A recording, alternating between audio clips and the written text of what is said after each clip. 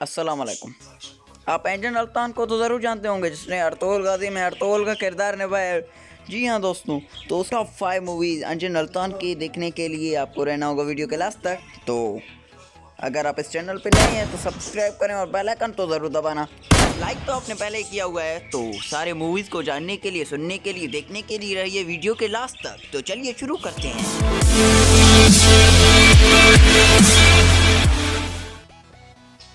Number 1, New York का best मीनार। 2010 में ये मूवी आया था और मूवी का लेंथ है 1 आवर 59 मिनट्स। एक्शन मूवी है। IMDb पर रेटेड मिले हैं 5.8 out of 10। Number 2, Anadolu कर्टलारी।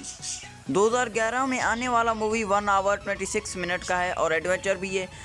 IMDb पर रेटेड मिले हैं 6.2 आउट ऑफ 10। अच्छे रेटेड हैं।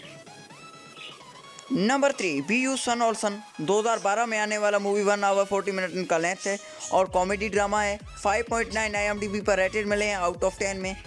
तो रेटेड भी अच्छे हैं। ये मूवी ज़रूर देखना, सारी मूवी ज़रूर देखना, ये मूवी बिल्कुल देखना।